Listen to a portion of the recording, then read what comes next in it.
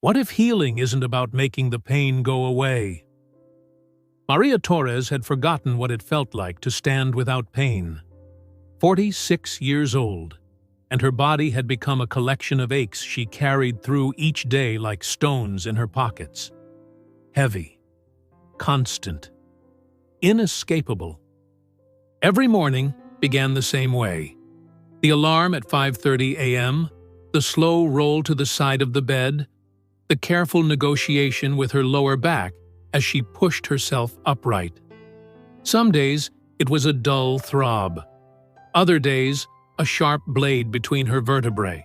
She worked as a kitchen assistant at Romano's, a small restaurant on the south side of Chicago, where the floors were always slick with grease and the industrial dishwasher hummed like a constant headache. 8 hours on her feet, chopping vegetables, lifting heavy pots, scrubbing pans until her hands smelled of steel and soap. The pain in her back had started 12 years ago, after her youngest son was born. A difficult pregnancy, an injury during delivery. The doctors said it would heal. It never did. Physical therapy, pain medication, muscle relaxants, heating pads, ice packs, cortisone injections. Each solution worked for a week, maybe 2, before the pain returned like an unwelcome guest who'd never truly left. Eventually, Maria stopped searching for a cure. She stopped making plans, stopped accepting invitations to family gatherings where she'd have to sit in uncomfortable chairs, stopped looking in mirrors because the woman staring back looked 10 years older than she was, hunched, exhausted, defeated. The pain became more than physical. It seeped into her thoughts, her mood, her sense of self. She began to believe that suffering was simply who she was now, that this was her life, that joy was something that happened to other people. Her co-workers noticed. They stopped asking how she was. The question felt cruel when everyone knew the answer.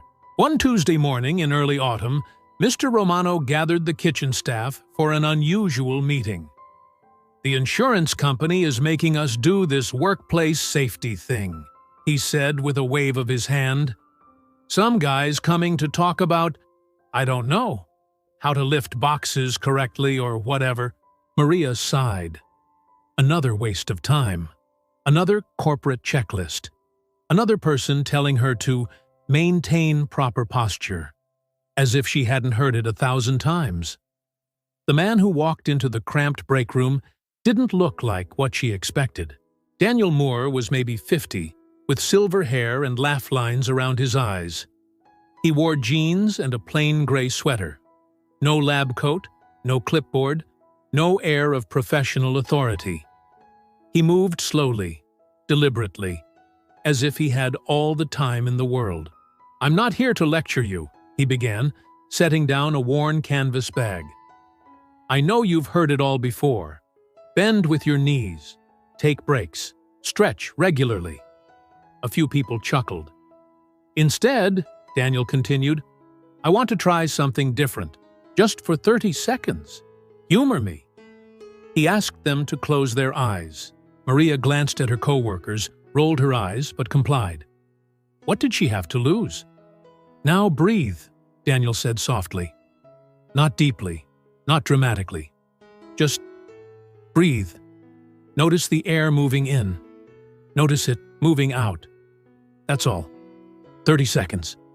The room fell silent except for the distant clatter of pots from the main kitchen. Maria inhaled, exhaled, and then something strange happened. For just a moment, the pain in her lower back seemed to soften, not disappear, not even lessen exactly. But it moved to the background, like turning down the volume on a radio that had been blaring for years. When Daniel told them to open their eyes, Maria's hand instinctively went to her back. What was that? After the meeting, Daniel stayed to answer questions. Most of the staff filed out quickly, back to work, back to the daily grind. But Maria lingered, wiping down a counter she'd already cleaned. Daniel noticed. That 30 seconds helped, didn't it? He said. Not as a question, but as a simple observation. Maria paused, then nodded. For a second, maybe. But it's still here. She touched her back again. Of course it is, Daniel said. 12 years of pain doesn't vanish with one breath. She looked up sharply. How did you... The way you move. The way you hold yourself. I've worked with a lot of bodies. Yours is carrying a story. Maria felt something crack open in her chest. Not pain this time, but something closer to recognition. Someone saw her. Actually saw her. I've tried everything, she said, the words tumbling out faster than she intended. Doctors, pills, therapy. Nothing works. I've accepted it. This is just who I am now. Daniel was quiet for a moment. Then he said something that would change everything. You don't need to fight the pain every single day. Sometimes you just need to make peace with it for a few minutes at a time. Maria stared at him. Make peace with it? Would you like me to show you what I mean? She hesitated. She'd been disappointed so many times before, promised relief that never came, hope that turned to ash. But something in Daniel's calm, unhurried presence made her say, Okay. Tomorrow morning, he said, before your shift, 5 minutes. That's all I'm asking. The next morning, Maria arrived at the restaurant 20 minutes early. Daniel was already there, sitting on a bench outside with 2 cups of coffee. I didn't know how you take it, he said, handing her one. So I brought sugar packets. They sat in silence for a moment, watching the city wake up. Delivery trucks rumbling past, pigeons pecking at sidewalk cracks, the gray autumn light spreading across the buildings.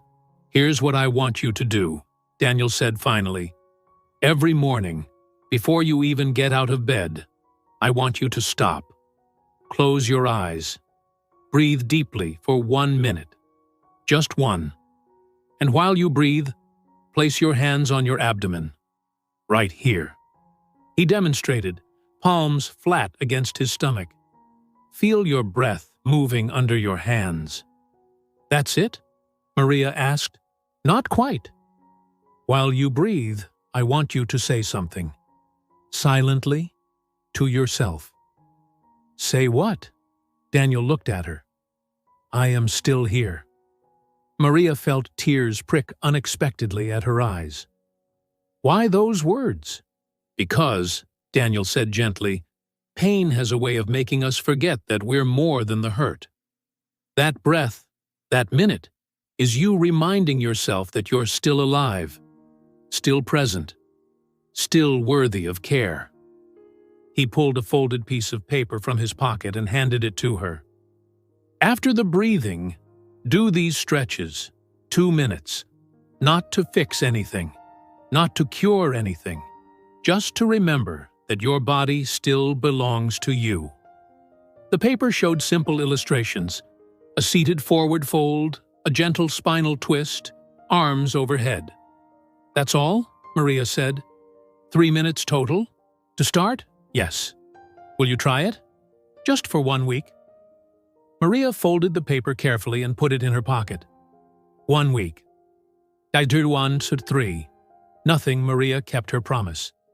Every morning, she woke up, closed her eyes, breathed, and whispered, I am still here. Then she stretched, slowly, carefully, the movements feeling awkward and pointless. The pain was still there, exactly the same. On the 3rd day, she almost quit. Day 4. A shift. On the 4th morning, something subtle changed.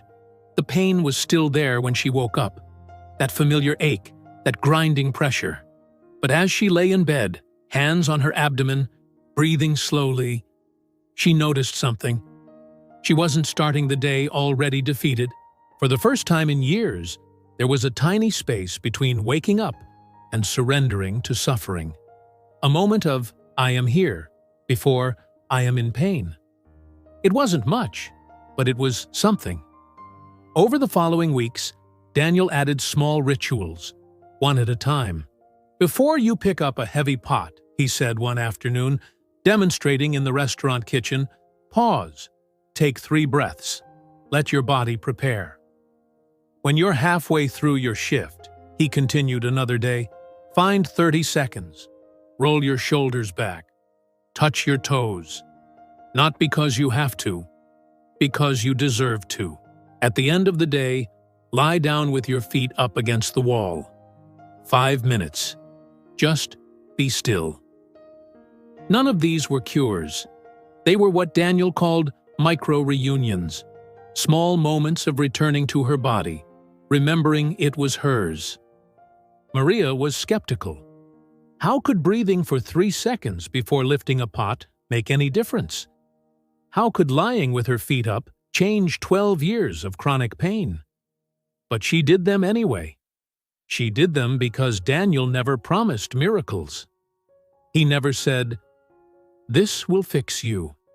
He only said, "This will help you remember." Slowly, so slowly she almost didn't notice, something began to shift. The pain was still there. Some days it was worse. But Maria started to notice the spaces around the pain, the moments between the aches, the breath before the hurt. She stopped clenching her jaw all day. She stopped holding her breath when she bent down. She stopped moving through the world like she was bracing for impact. One morning, as she stood at the counter chopping onions, she realized she'd been working for 40 minutes without thinking about her back once. 40 minutes. That afternoon, she found Daniel cleaning equipment in the storage room. "It's working," she said, simply. He smiled. "What's working is you. The rituals are just reminders." Reminders of what? That you're allowed to take up space. That your body deserves kindness, even when it hurts. That you don't have to earn the right to rest. Maria felt something loosen in her chest. A knot she'd been carrying for so long she'd forgotten it was there. The test. But old patterns die hard. On a particularly busy Friday night, the restaurant was slammed. Orders backed up. The kitchen was chaos. Maria fell into her old rhythm, moving fast, ignoring her body, pushing through. By the time her shift ended, the pain was screaming. She limped to the break room, collapsed onto a chair, and felt tears of frustration burn her eyes. "See? Nothing has changed. I'm still broken." Daniel appeared in the doorway. He didn't say anything, just sat down next to her. "I forgot," Maria said bitterly. "I forgot everything. And now I'm right back where I started." "Are you?"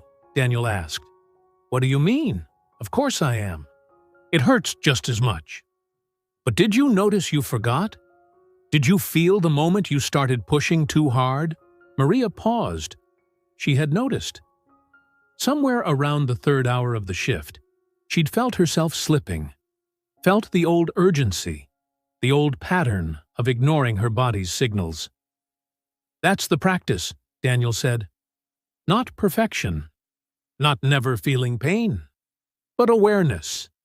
Catching yourself. Choosing differently next time." He stood to leave, then turned back. "You're not broken, Maria. You never were. You're just human. And humans hurt. And that's okay." 3 months after that first meeting, Maria was walking home from her shift on a rainy November evening. The sidewalk was slick. Her mind was elsewhere, thinking about her daughter's upcoming birthday, the groceries she needed to buy, whether she'd remembered to turn off the stove. She didn't see the uneven pavement. Her foot caught. She pitched forward. And then she was falling. That horrible, endless moment of knowing you're about to hit the ground and there's nothing you can do. She landed hard on her side. The pain was instant, white-hot, radiating from her hip through her back. She couldn't move, couldn't breathe. A neighbor ran over. "Are you okay? Should I call an ambulance?" Maria tried to speak, but only a sob came out. This was it. This was the injury that would finally break her. The fall that would put her in a wheelchair. The end of her independence. She closed her eyes against the rain and the pain and the crushing weight of despair. And then, from somewhere deep in her memory, she heard Daniel's voice. Make peace with the pain. Almost instinctively, Maria placed one shaking hand on her abdomen, the other on her lower back. She breathed. In, out, in, out. I am still here. The pain didn't lessen. If anything, it intensified, sharp and brutal and unforgiving. But something else happened too. Between the breaths, she found space. Not relief. Not escape. But presence. She was here. She was hurt. And she was alive. Tears streamed down her face. Not from pain alone, but from something deeper. A kind of surrender that wasn't defeat. An acceptance that wasn't giving up. She breathed through it, one breath at a time. After a few minutes, she felt strong enough to stand. The neighbor helped her up. She was soaked, bruised, and limping badly. But she was okay. The fall changed something. Not her body. That still hurt. The bruises took weeks to fade. Her hip ached for months afterward. But Maria had crossed some invisible threshold. She'd met the worst fear, the sudden injury, the unexpected pain, and instead of fracturing, she'd remembered how to breathe. In the weeks that followed, something unexpected happened. Other women in the kitchen, women who'd watched Maria's quiet transformation over the past months, began asking her questions. Rosa, who had carpal tunnel in both wrists. What's that thing you do with your hands before your shift? Anita, whose knees were giving out after 20 years on her feet. Can you show me those stretches? Carmen, who couldn't sleep because of shoulder pain. How do you stay so calm? At first, Maria tried to deflect. I'm not a teacher. Daniel's the one who... But Daniel, when she told him, only smiled. I gave you rituals. You gave them meaning. That's not something I can teach. So Maria started sharing what she'd learned. Not as exercises, not as therapy, but as what they really were. Small acts of dignity. Every morning before the shift, she led a quiet gathering in the break room. 5 minutes. Breathing together. Simple stretches. Silent companionship. The restaurant owner noticed the change. The kitchen ran smoother. There was less tension, less exhaustion. The women moved differently, not pain-free, but somehow lighter. One afternoon, Daniel stopped by for his quarterly check-in. He stood in the doorway, watching Maria guide 3 other women through the morning ritual. Her voice was soft but steady. Her movements were still slow, still careful, but there was grace in them now. When she finished and noticed him watching, she walked over. Thank you, she said simply. For what? For not trying to cure me. Daniel's eyes crinkled with warmth. You never needed curing. You just needed remembering. That night, Maria sat at her kitchen table with the journal she'd started keeping. A simple spiral notebook where she wrote down thoughts, observations, moments of peace amid the pain. She wrote, "The pain still lives in me. Some days it whispers, some days it screams. But it doesn't rule me anymore. I've learned to live with it the way you live with a difficult neighbor. Sometimes it's too loud. Sometimes it interrupts. But I've learned I don't have to let it into every room of my house. The rituals don't cure my body, but they cure the way I inhabit it. I spent years at war with myself. Now, finally, we've called a truce." She closed the journal and turned off the light. For the first time in over a decade, Maria Torres fell asleep before midnight, not because the pain was gone, but because she was no longer afraid of it. The story of Maria Torres is the story of millions of us who carry pain we cannot cure. Chronic illness, old injuries, bodies that don't work the way they used to, aches that no doctor can explain and no pill can erase. We spend so much energy trying to fix, eliminate, overcome. But what if the deepest healing isn't about making the pain go away? What if it's about learning to be present with ourselves, with all our hurt, all our limitations, all our imperfect humanity, and treating that presence like something sacred? Maria didn't conquer her pain. She stopped fighting it long enough to listen. And in that listening, she found something medicine never gave her: peace. Not the absence of suffering, but the presence of self-compassion.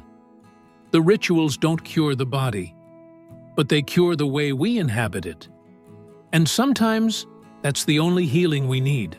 Maria's story reminds us that not all pain asks to be cured. Some pain asks to be witnessed, to be acknowledged, to be treated with the same kindness we'd give a frightened child. The rituals didn't fix her body, but they healed the way she lived inside it. So here's the question that might change everything. What if you stopped trying to eliminate your pain and started learning to dance with it?